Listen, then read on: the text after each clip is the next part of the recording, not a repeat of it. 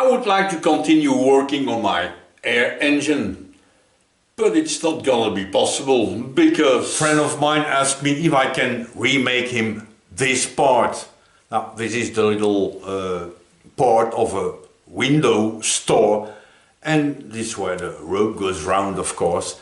And as long as he doesn't have this thing, of course he lives in the dark because he can't open his stores, right? Which means the engine have to wait, and this week I will make this thing. But first, as promised, here is 7 minutes of digging machine on the rails footage. And while you're watching it, I will look around here for material to make this. Let's go for it.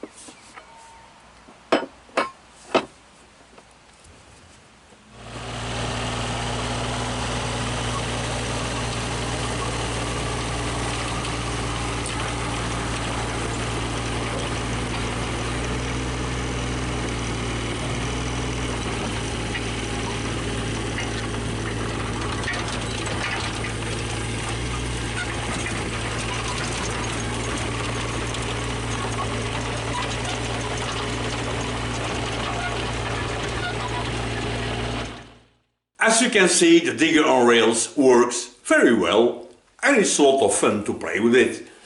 Now I suppose you also noticed that I still have a lot to learn operating this machine. And that is of course because for over 6 years I used to work on a gantry crane. A bit like this one, but with a wood grapple thingy on it. And I lifted 15 metric tons in one go.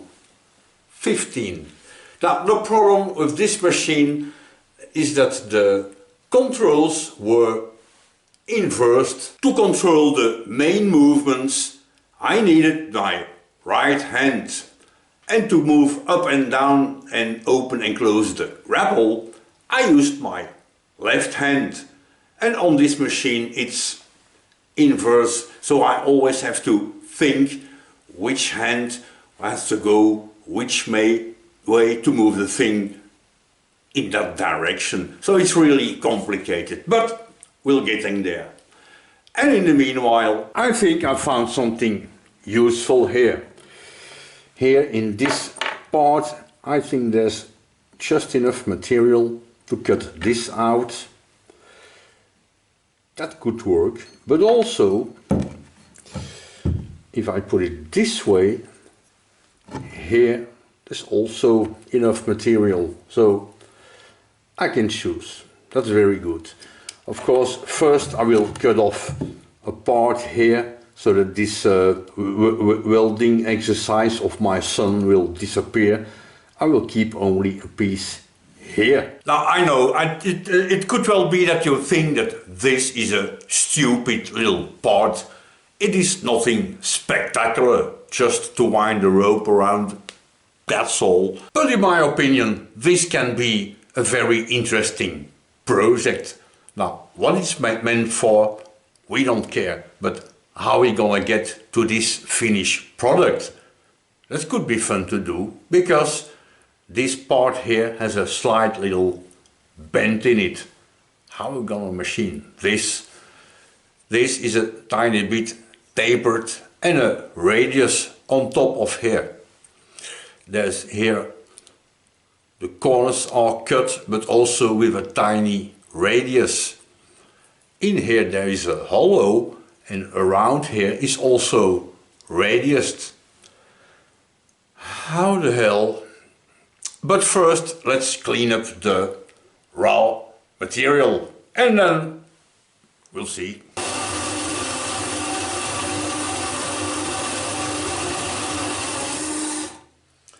By the way, in last week's video we can see that I used my machine without the safety guard here. And that was of course because I used cutting oil or coolant on here, and that's why the blade slipped and always jumped off.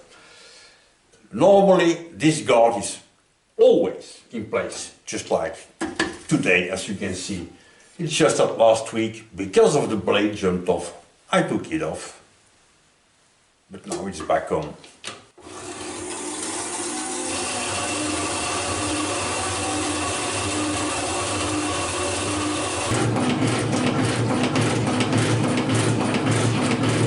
To square up my part here, I like to use a shaper, because it's a very rusty piece.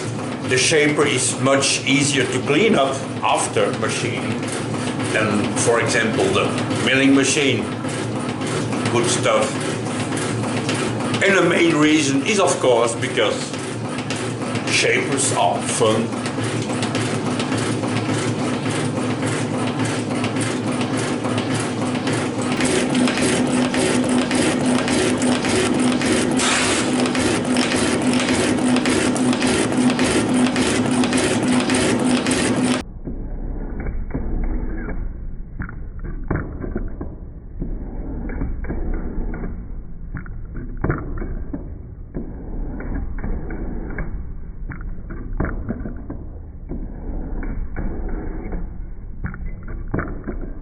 The shaper did a very good job squaring up this thing, because it is square in both directions, so that's good.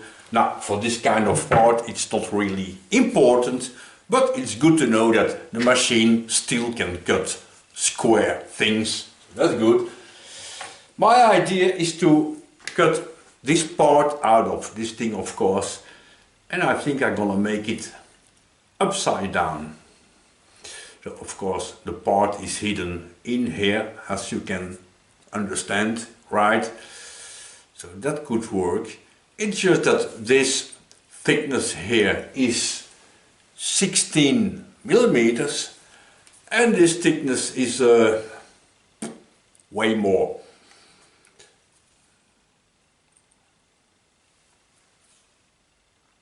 Way more. So what I'm gonna do is gonna back to the shaper and then shape it to thickness, but only until this hole here, because my idea is to maybe make it upside down. That's why I drawn it more or less upside down here.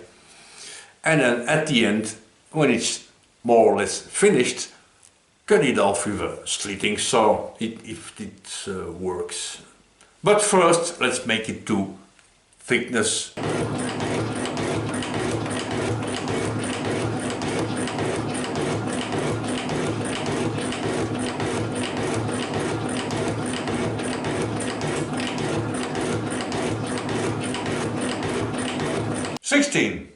Right, it's time to play with the milling machine. Of course, to cut out these two right shoulders here. I can also cut these shoulders on the shaper, no problem at all. But the milling machine will be a bit easier.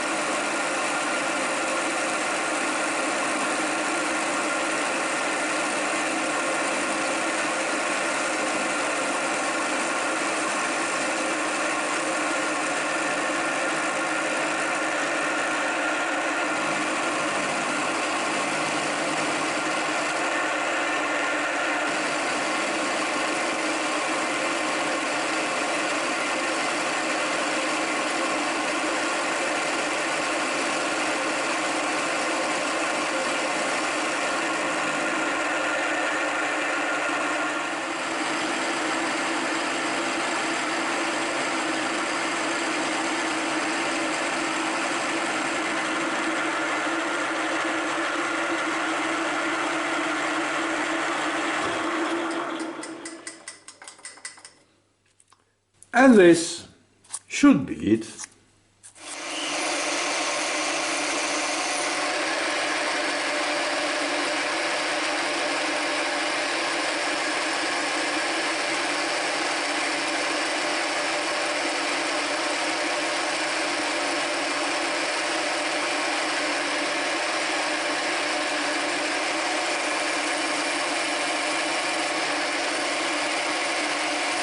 I wanted to do as much as possible operations in this setup, so also drill the holes. And I almost forgot, but as you can see I did, so that's good. And I also made a little mistake. I still had in mind this 16 millimeter of thickness, but the height here of these shoulders is 13.5. And I made 16, so I cut off a little bit of the top surface here, and now we're back in play, so no problem. And the original part, I figured out that the angle of this point here, I will try to keep it a little bit closer, this angle here is more or less 7 degrees. And on the bottom side, these are 45 degree chamfers. And I think the easiest way to cut these things is to take this vise off, leave the part in place and install the swivel base. Let's do this. But first clean up this mess here, of course.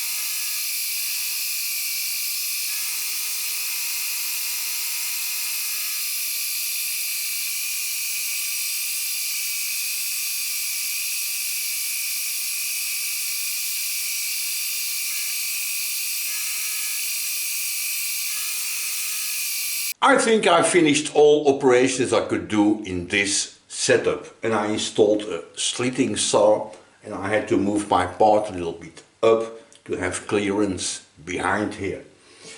And the only reason I do it this way is because I don't have much experience with this kind of cutting things. That's all. Of course, I could easily make my part blank, smaller, more or less the right dimension, and then finish it. But let's play with the slitting saw and see what happens. Keep your thumbs up for me, okay?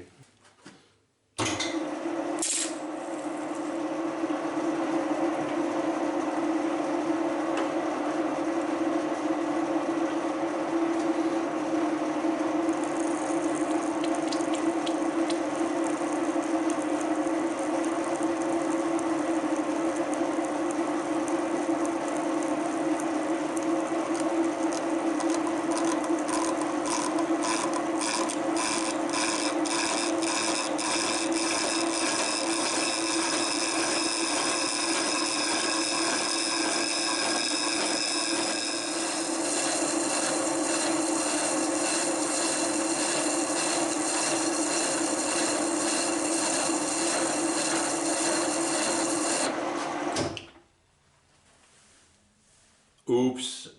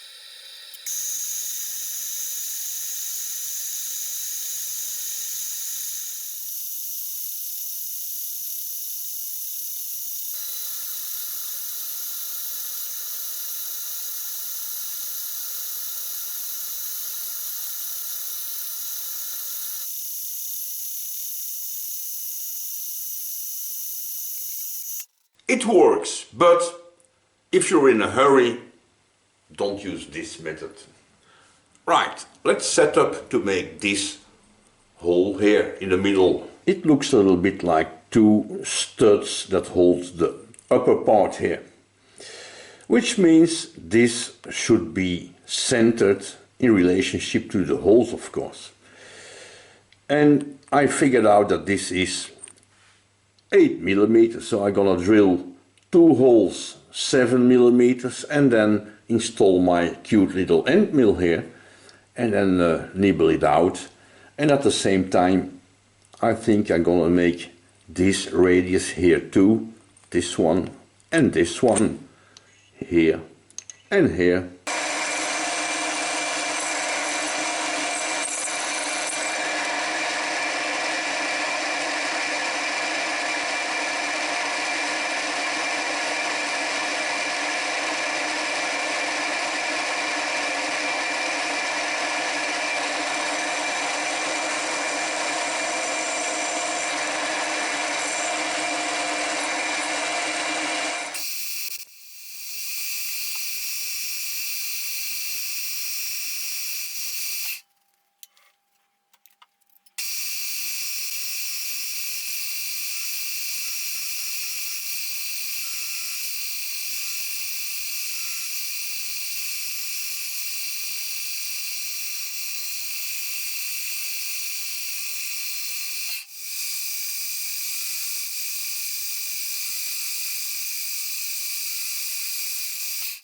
To make the radius here on the top of the part, I need an 8 millimeter ball end mill that I don't have.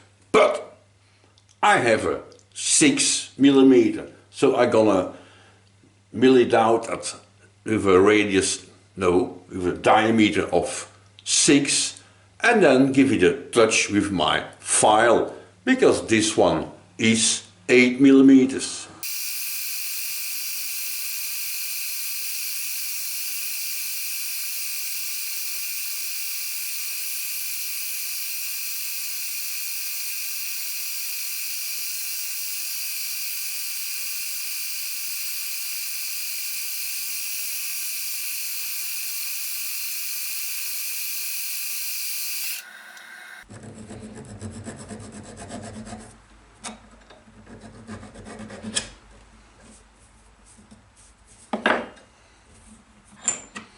And after a little bit of hand filing and deburring, it looks like this.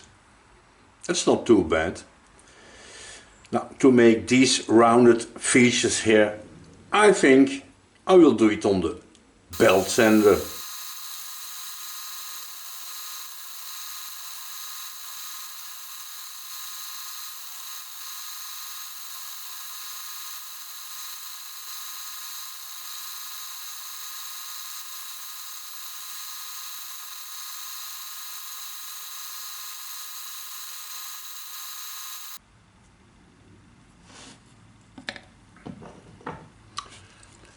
Because the original part is white plastic, I try to give it this plastic look again, if it works.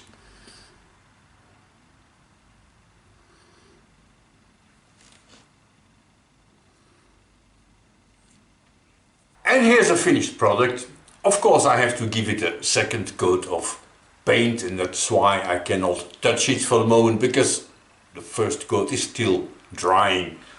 But all in all, I think it came out very well. It looks more or less like the original one, so that's good. And if my friend's not happy with it, I will take it back and he can finish his days in darkness